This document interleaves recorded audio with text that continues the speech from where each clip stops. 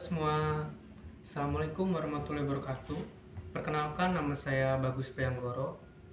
NIM saya 2011240166. Di sini saya mendapatkan materi mengenai media belajar menggunakan materi Disla Kuliah. Mungkin belum banyak tahu apa itu Diskal Kuliah. Diskal Kuliah itu adalah kesulitan belajar dalam memahami matematika, termasuk tentang simbol-simbol matematika. Diskalkulia awalnya diidentifikasi dalam studi kasus dengan pasien yang menderita ketidakmampuan dalam aritmatika, tentu sebagai akibat kerusakan daerah tertentu dari otak. Penelitian terbaru menunjukkan bahwa diskalkulia dapat juga terjadi dengan perkembangan, bisa terhubung secara genetis yang mempengaruhi ketidakmampuan seseorang untuk memahami, mengingat atau memanipulasi fakta, angka atau nomor, misalnya tabel perkalian. Diskalkulia erat kaitannya dengan pemrosesan informasi numerikal.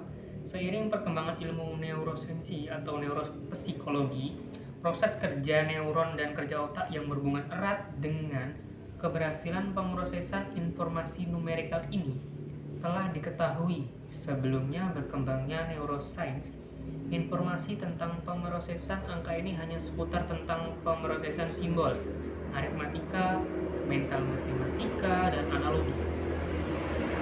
Tanpa informasi kerja otak dan neuron, para psikolog telah mengetahui fungsi pemrosesan informasi numerikal ini dan adanya hambatan pada anak dengan diskalkulia.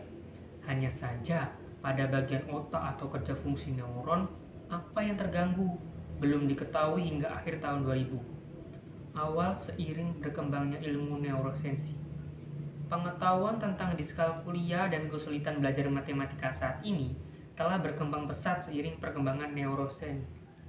Bahkan, peneliti diskalkulia telah menciptakan perangkat lunak atau software bernama The Number Race untuk mendeteksi anak dengan gangguan diskalkulia. Wilson dan kawan-kawan tahun 2006. Software ini diperuntukkan bagi anak usia sekolah dasar dengan hambatan matematika sebagai bahan remedial dan latihan matematika.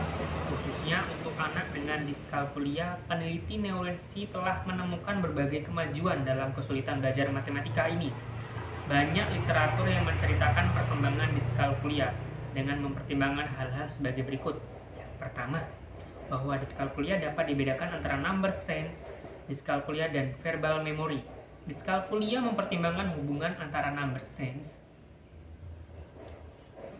diskalkulia dan mempertimbangkan hubungan number sense. Diskalkulia lobus parietal inferior parietal lobus, khususnya angular, gyrus, Wilson, dan Dehaene. Berikut adalah gambar penampakan otak manusia. Bagian tertentu dari otak, khususnya horizontal, intraparietal, sulcus, HIPS berkaitan erat dengan pemrosesan informasi numerikal. Anak berkesulitan belajar matematika bukan tidak mampu belajar, tetapi mengalami kesulitan tertentu yang menjadikannya tidak siap belajar. Matematika sering menjadi pelajaran yang paling ditakuti di sekolah. Anak dengan gangguan diskalkulia disebabkan oleh ketidakmampuan mereka dalam membaca, imajinasi, mengintegrasikan pengetahuan dan pengalaman, terutama dalam memahami soal-soal cerita. Anak-anak diskalkulia tidak bisa mencerna sebuah fenomena yang masih abstrak. Biasanya, sesuatu yang abstrak itu harus divisualisasikan atau dibuat konkret, baru mereka bisa mencerna. Selain itu, anak berkesulitan belajar matematika dikarenakan pengelolaan kegiatan belajar yang tidak membangkitkan motivasi belajar siswa. Metode pembelajaran yang cenderung menggunakan cara konvensional, ceramah, dan tugas, guru kurang mampu memotivasi anak didiknya. Ketidaktepatan dalam memberikan pendekatan atau strategi pembelajaran. Bagaimana gejala diskalkulia? Banyak anak-anak terdiagnosis diskalkulia memiliki kegagalan akademis yang pada akhirnya menjadi ketidakmampuan dalam belajar matematika atau merasa tidak mampu untuk mempelajarinya. Adapun gejala-gejalanya yaitu yang pertama, proses penglihatan atau visual lemah dan bermasalah dengan spasial, kemampuan memahami bangun ruang, termasuk kesulitan memahami angka-angka pada kolom yang tepat. Kesulitan dalam mengurutkan, misalkan saat diminta menyebutkan urutan angka. Kebingungan menentukan sisi kiri dan kanan, serta disorientasi waktu. Bingung antara masa lampau dan masa depan. 3. Bingung membedakan dua angka yang bentuk hampir sama, misalkan angka 7 dan 9, atau angka 3 dan 8. Beberapa anak juga ada yang kesulitan menggunakan kalkulator. Umumnya, anak-anak di skala kuliah memiliki kemampuan bahasa yang normal, baik verbal, membaca, menulis, atau mengingat kalimat yang tertulis. Kesulitan memahami konsep waktu dan arah, hal ini berakibat seringkali mereka datang terlambat ke sekolah atau ke suatu acara. Salah dalam mengingat atau menyebutkan kembali nama orang, memberikan jawaban yang berubah-ubah, ini konsisten dan diberi pertanyaan jumlahan, pengurangan, perkalian, atau pembagian.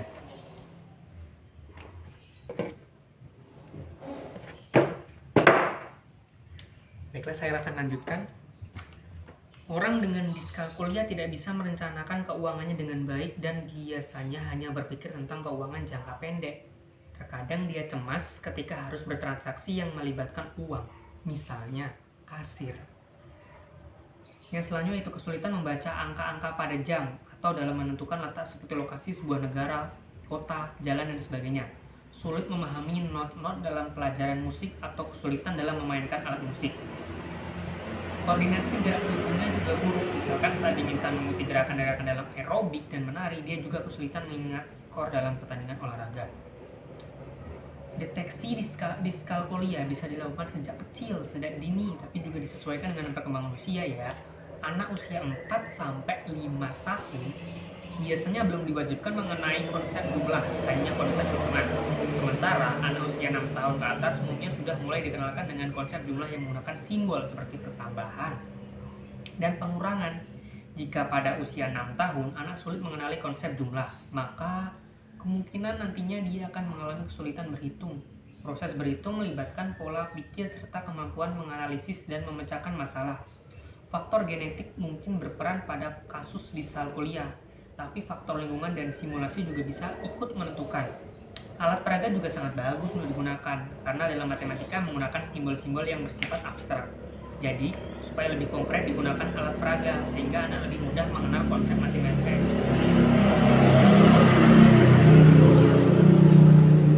Baiklah, di sini saya akan menggunakan 6. Di sini kan media diskalkulia terbagi bisa menjadi 6 metode bagaimana caranya kan. Dan di sini saya akan mengajarkan beberapa saja bagaimana cara menggunakan media diskalkulia.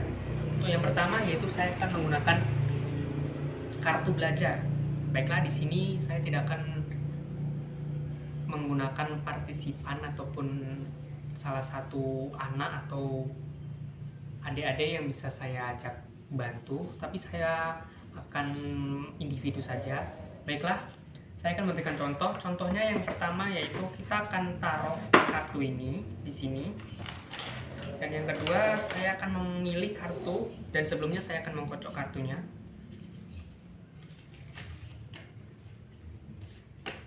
Nah, setelah itu saya akan pilih dari sekian banyak kartu, saya akan seperti ini. Ini bukan sulap ya. Nah, saya akan pilih satu. Nah, di sini saya sudah juga menuliskan soal di tiap lembar-lembar jawaban di sini untuk dikerjakan oleh anak tersebut. Jadi, anak tersebut bisa memilih antara beberapa kartu-kartu yang sudah saya siapkan di depan. Baiklah, mungkin salah satunya seperti ini. Yang di sini ada angka 8 ditambah 5. Nah, di sini bisa kita kerjakan menggunakan kartu juga. Caranya,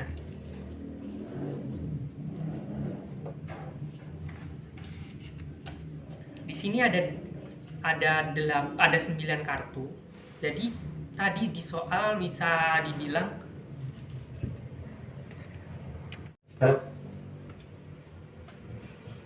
baiklah, saya lanjutkan. Tadi di soalnya yaitu 8 ditambah 5. Jadi kita bisa menggunakan media kartu ya. Ya, contohnya seperti ini. Nah, baiklah, kita akan menyelesaikan pertambahan 8 ditambah 5. Contohnya seperti ini. Di sini ada kartu.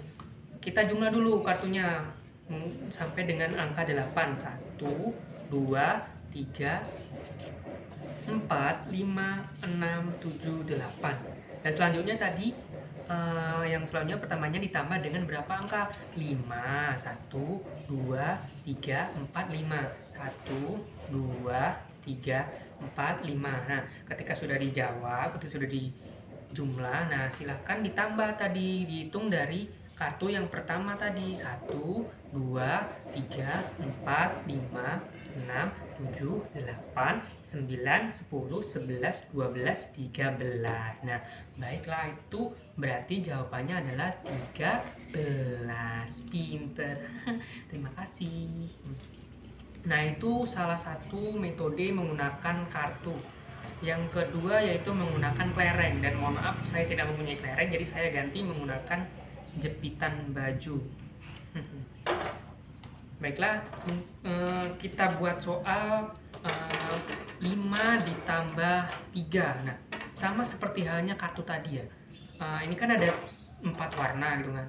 Nah, kita buat di sini 5 warna merah, 5 warna kuning, dan 4 warna biru, dan biasanya 4 warna hijau.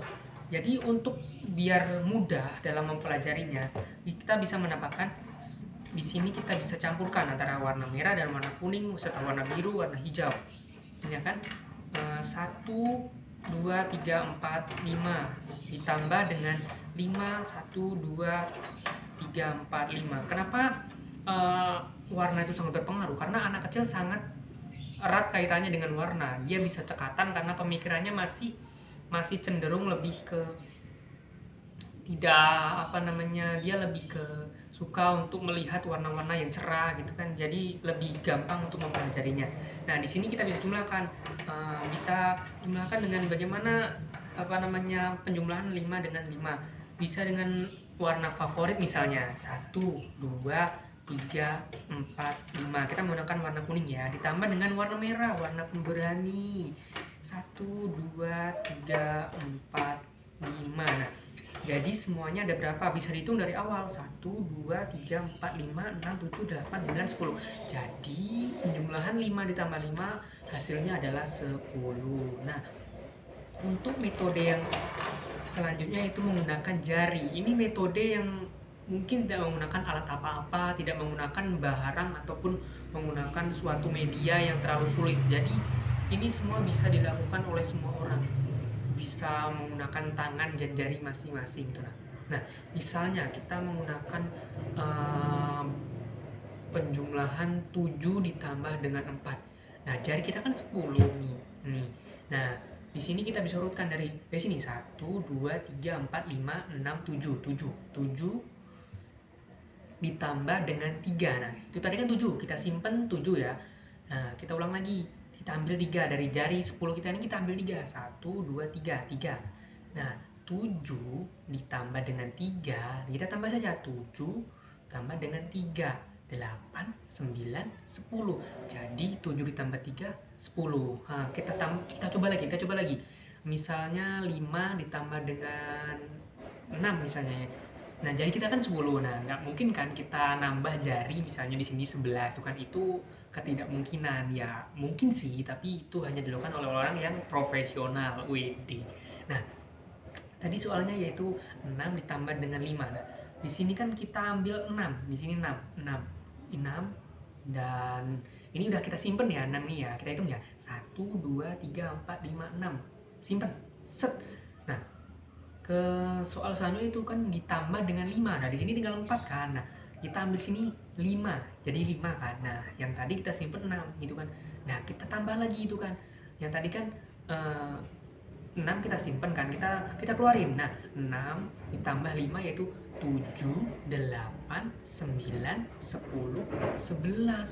Nah, jadi 6 ditambah dengan 5 yaitu 11. Nah, seperti itu. Untuk metode selanjutnya yaitu menggunakan metode kelereng ya gitu kan. Ya, mungkin kita anggap kelerengnya itu menggunakan pensil warna ini ya, sama seperti yang kayak kartu dan jepit baju tadi ya. Nah, di sini kan ada banyak warna nih. Biasanya kan anak-anak bocil-bocil yang umur 4 sampai 5 tahun kan hobi banget namanya mewarnai, yang suka dengan warna-warna gitu kan, lebih jernih pikirannya itu kan, karena belum mengenal gadget, belum mengenal HP, game-game online, offline gitu kan. Nah, jadi lebih smart gitu kan. Nah, ini kita ibaratkan kelereng ya. Nah, misalnya kita buat soal nih, Budi mempunyai 3 kelereng. Ini ibaratkan 3 kelereng ya, 3 kelereng. 1, 2, 3 kelereng. Dan ditambah kelereng Ani sebesar 4 kelereng. 1, 2, 3, 4 kelereng. Berapakah jumlah kelereng Budi dan Ani? Nah, tadi kan sebelumnya Budi mempunyai 3 kelereng nih ya, dan Ani mempunyai 4 kelereng. Nah, dan yang ditanyakan kan berapa jumlahnya ya, gitu kan. Nah, jadi di sini kan Budi mempunyai 3 kelereng, dan ditambah yang Ani 4. Nah, ini kan Budi tuh dapat sumbangan kelereng dari Ani. Nah, jadi 3 ditambah 4 punya Ani berapa? 3, 4, 5, 6, 7. Jadi Budi punya 7 kelereng. Budi kaya ya Bun. Nah, seperti itu. Jadi ada totalnya itu ada 6 media pembelajaran menggunakan Diskalkulia ya. Tapi di sini saya menerapkan 4 metode pembelajaran. Untuk lebih gampangnya mungkin tergantung dari anaknya itu sendiri itu kan, dan lebih cenderung ke arah yang seperti apa, dan itu bisa diterapkan oleh ibu ataupun guru-guru ataupun yang lainnya juga itu kan. Jadi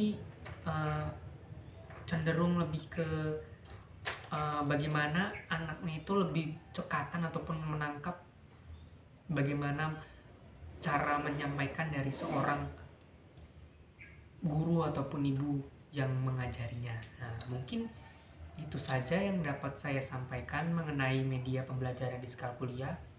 Untuk selebihnya saya mohon maaf, pada Tuhan saya mohon ampun. Apabila ada kesalahan tolong dimaafkan, karena saya manusia tidak luput dari kesalahan. Saya mohon maaf. Saya akhiri wabillahi taufik wal hidayah. Wassalamualaikum warahmatullahi wabarakatuh. Dadah, bye bye.